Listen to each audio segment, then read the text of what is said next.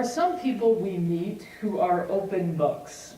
Getting to know them is simple, and they are good and ready storytellers willing to share a bit of their lives with us.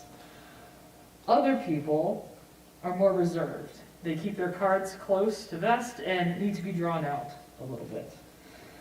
I first met my husband Kevin almost 16 years ago now. We had both signed up for an intensive chaplaincy internship. It was 10 weeks long of 60 plus hours per week of unpaid work, and it wasn't even a school requirement for either of us. I had relocated to do the internship at this hospital, which I had heard was top notch, and Kevin was driving a little over an hour each way from his home.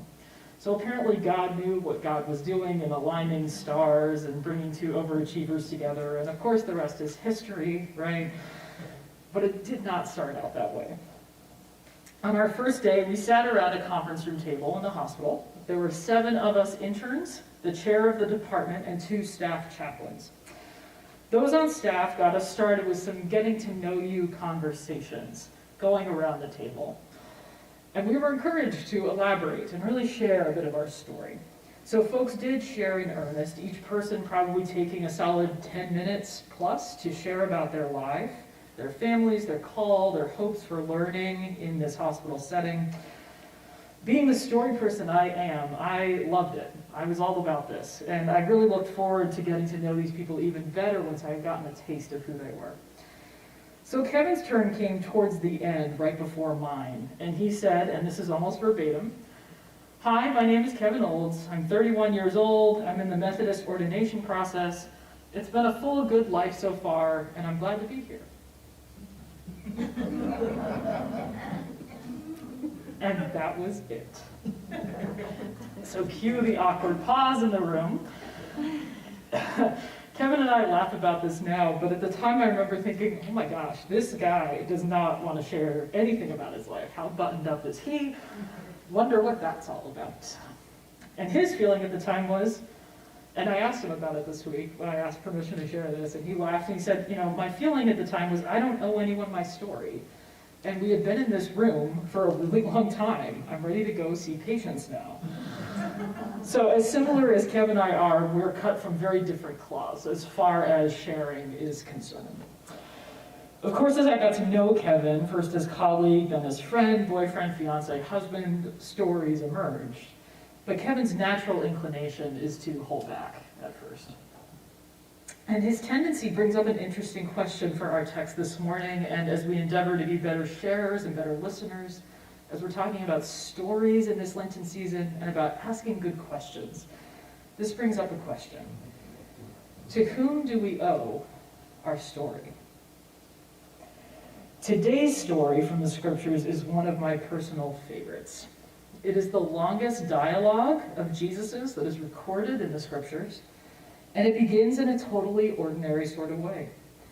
A woman, name unknown, cue what Nina was sharing with us a little bit ago, comes to a well to draw water, perhaps to use for bathing or cooking. This would have been quite an ordinary ritual for this person in her day-to-day life, one more item to check off the to-do list. There really seems to be nothing special going on here at all. But a closer read of the text shows us that this seemingly ordinary woman is in fact someone who has a story to tell. Verse 6 says she approached the well at about noon. This would have been really unusual for anyone in that period of time, living at the time of Jesus, because noon is the hottest time of day. Typically, women would get their water for the day first thing in the morning, when it would have been cooler for them to heave their full buckets back home. This woman is intentionally avoiding the gathering that naturally would happen around the well, a gathering of socializing, of interacting, of sharing story. Instead, she chose to get the water at the very time she knew the smallest number of people would be there. There's a story to tell here. But it's not one she leads with. And Jesus, despite being all-knowing, really doesn't ask. In fact, this is a fun little observation that I noticed for the first time in reading this passage for my sermon time prep for this week. In this exchange, Jesus does not ask her a single question. I had never noticed this before, and here I am preaching about questions and asking good questions to get good stories. Jesus doesn't do any of this. He does not ask her for a drink. He does not ask her about her life. He does not ask her to follow him. On the contrary, Jesus' behavior is the welcoming stance. And it's so oddly welcoming, and it's so unusual for what she would have experienced in other parts of her life, that she ends up being the one to ask a lot of follow-up questions. That's really interesting to me. His behavior is so oddly welcoming, so unusual for that time, that she stops in her tracks and needs to know more. In a way, she's drawing information out of Jesus like you draw water from a well. Give me a drink, he says, starting their conversation by asking her for help.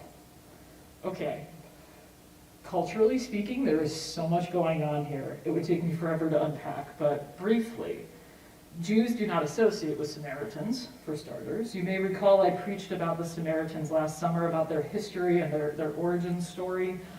I won't rehash all of that, but suffice it to say that there were centuries of pent-up enmity between the Jews and the Samaritans.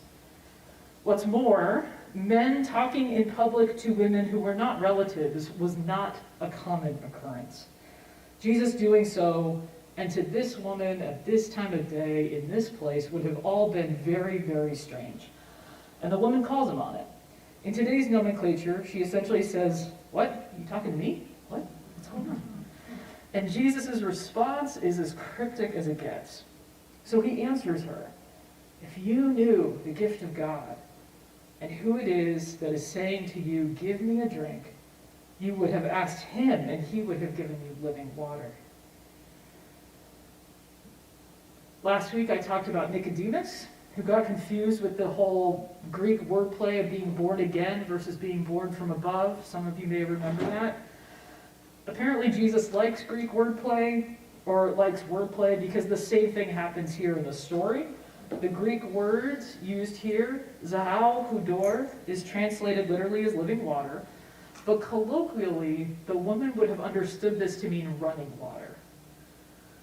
So Jesus is saying, so running water is in not stagnant water, but water that has a source, like a river, something like that.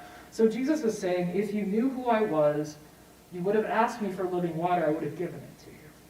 But she hears, if you had known who I was, you would have asked me for running water. And here it is. So the woman replies very logically, and you can hear the confusion in her words. "Sir, you have no bucket. The well is deep. Where would you get running water?" And Jesus then explains more. "The water I will give will become a living well inside you." Now the woman is interested. "Sir, give me this water so that I may never be thirsty, that I may never have to keep coming here to draw water." Did you hear that last piece? She wants the water so that she'll never be thirsty, but so that she won't have to do what? Keep coming to the well to draw it herself. She has a story to tell. Jesus knows the story, but she does not owe him her story. We see Jesus slowly draw it out of her, but only as she feels comfortable enough to tell it. That's another thing that Kevin and I learned that day in the hospital. When our training went on, we were told very, very clearly that we were always chaplains. And that as chaplains, we always, without fail, had to ask the patient if we could enter the room for a visit. We had our floor assignments and we had pagers. We responded to all the death codes and traumas in the hospital. So we did have specific things to do, especially in the trauma department. But it was up to the patient, provided they were awake and aware, to accept or decline our visit. In fact, we were basically the only people in the hospital the patients could refuse entry to. They couldn't refuse the doctors. You can't refuse the nursing staff, unless you're planning to be a real jerk and essentially leave without medical advice. That's another story. But generally speaking, you can't refuse the doctors from entering your room. You can't refuse the nursing staff. You can't refuse janitorial staff. You can't refuse anyone in the hospital. You have no control. But for chaplains, it was different. The patients had control. They had the power in the relationship. And it was the one time they could actually have a say in a situation when so much was out of their control. But the message was clear: draw out their story, because it will help them if you do so gently and with grace, but only if they want you to. They don't owe you their story. The woman did not owe Jesus her story, but perhaps in the way he treated her, in such an oddly welcoming way, it made her take notice, and something opened up inside of her. When Jesus names the elephant in the room, "You have had 5 husbands. The man you are with now is not your husband." That's a mic drop moment, right? If you think about a person's reaction today to hearing about a woman who has had 5 husbands, imagine how taboo that idea would have been in Jesus' time. That's unthinkable. Scholars have speculated about this woman and the story of her marital bliss or lack thereof, right? They have wondered whether she was widowed 5 times, whether there was adultery involved, whether she was abandoned by 5 men. Childbearing was a common reason for men to dismiss women, or lack of childbearing, rather. Perhaps she was the one who ended all 5 relationships. The text does not say. We do not know her story. She is in many ways an anonymous woman. But Jesus sees her, and she comes to the well at noon to avoid everyone else. But he sees her. He sees her thirst for living water, and water, at least in part, to avoid ever having to suffer again under the judgmental stares.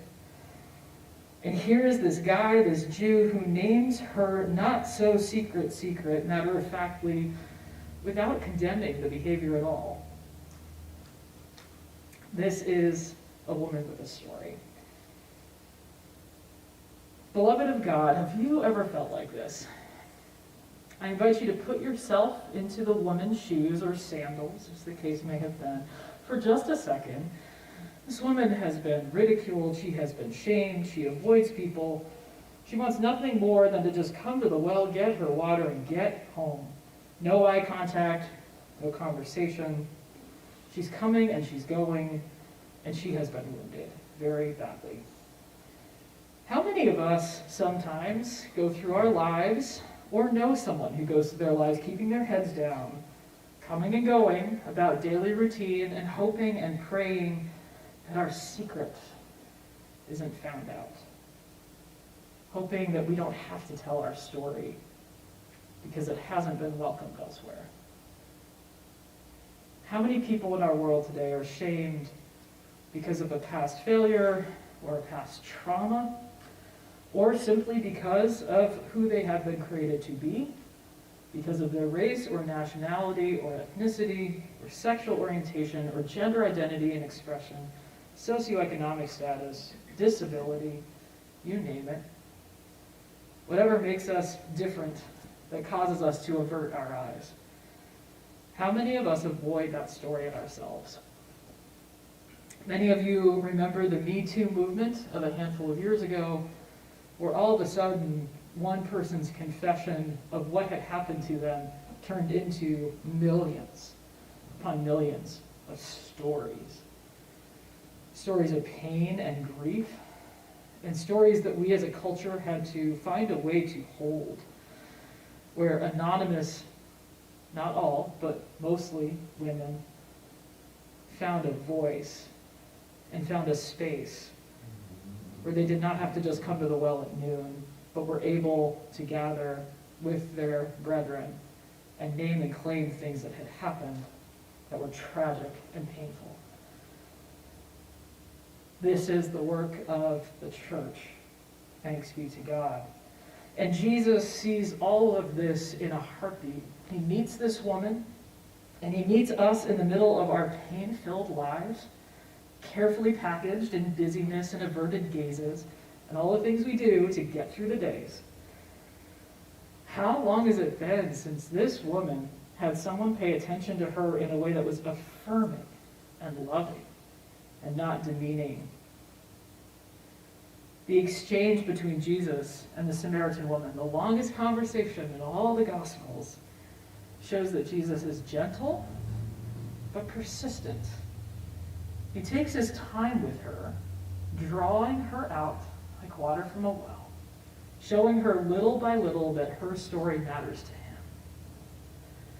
Her story is so important because she is loved, because she is worthy of truly living water. Not just running water, but living water. And she doesn't believe Jesus at first, right? She has good reason not to. Jesus continues, though, and eventually zings her with a probing and deep request. Go call your husband. One can almost feel her heart sink, right? She's been found out. But instead of condemning her, Jesus simply, essentially says, I know. And then he shows more of what he knows about her than she thinks is possible. And it is here where she realizes who she is.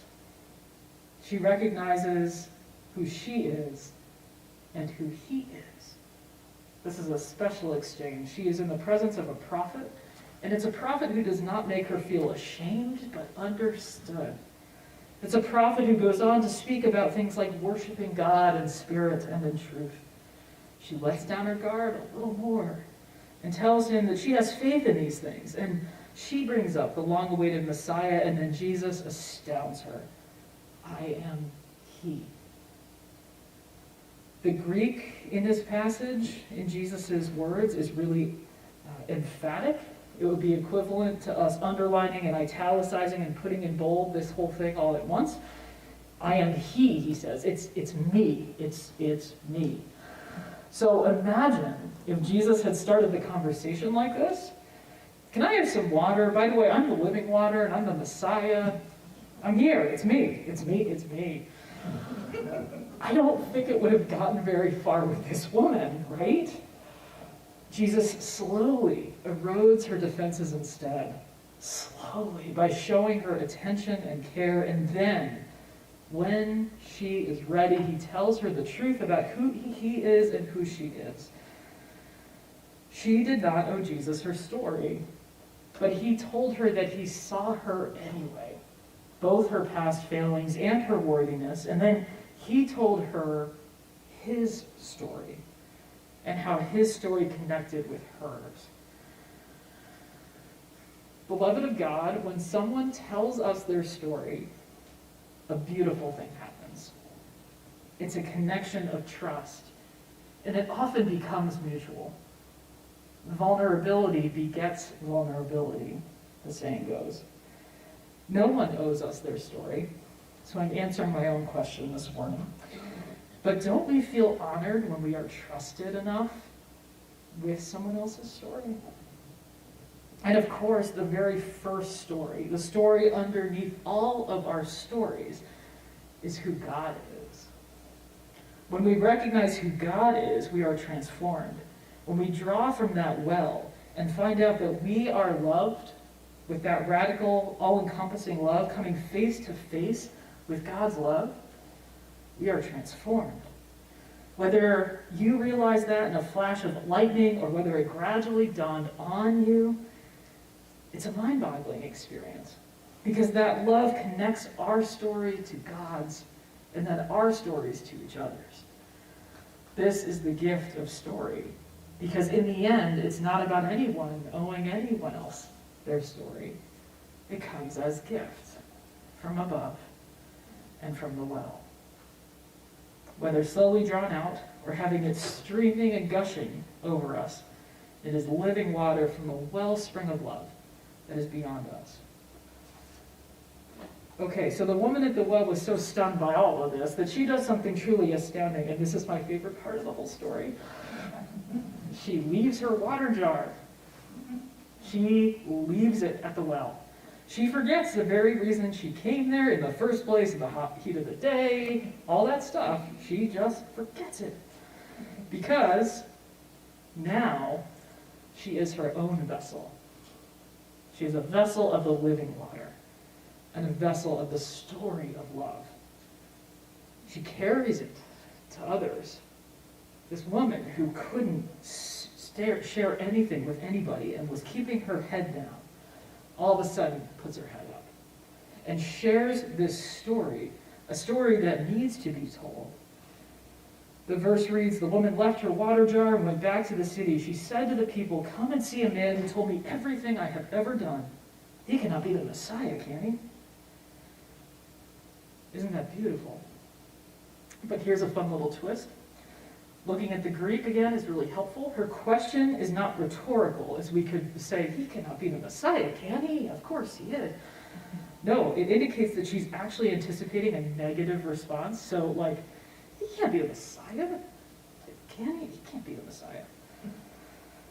A better translation would be something like, "Surely he isn't the Messiah." Like, he isn't, right? She herself is really uncertain as she tells the story.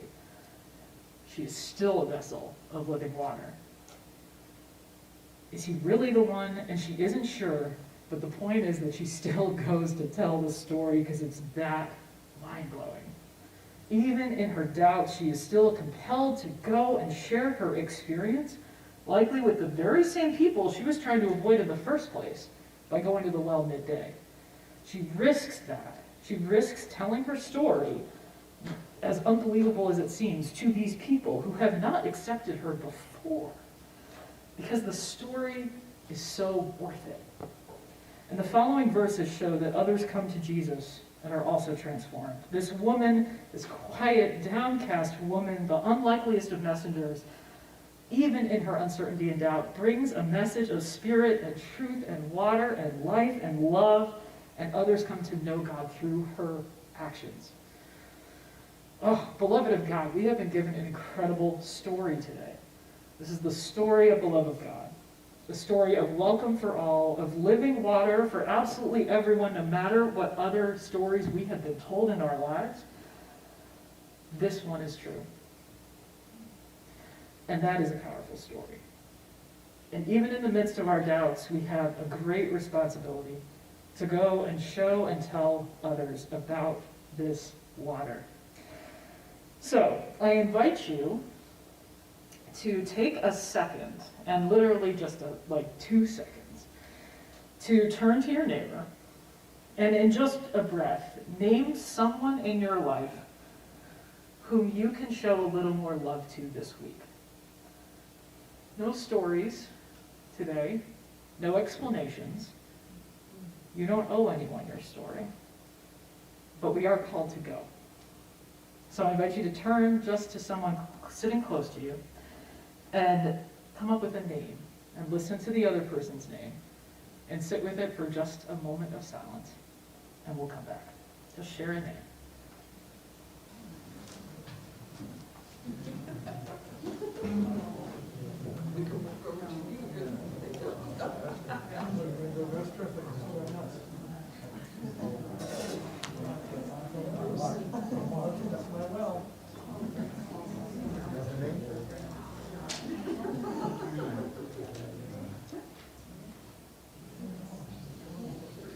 All right, start to wrap up.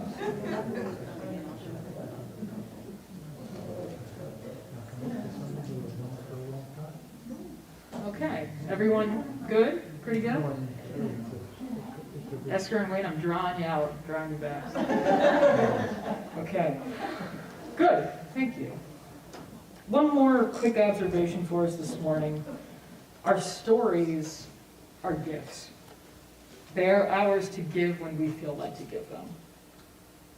But remember, Jesus knows our stories already and loves you and loves your story and is with you in your story. And he gave you the best story of all. a story of love that is living and that never stops flowing. And that story, the story of God's love, is one that we owe to God to share with others. In the name of God, Jesus, and the Holy Spirit.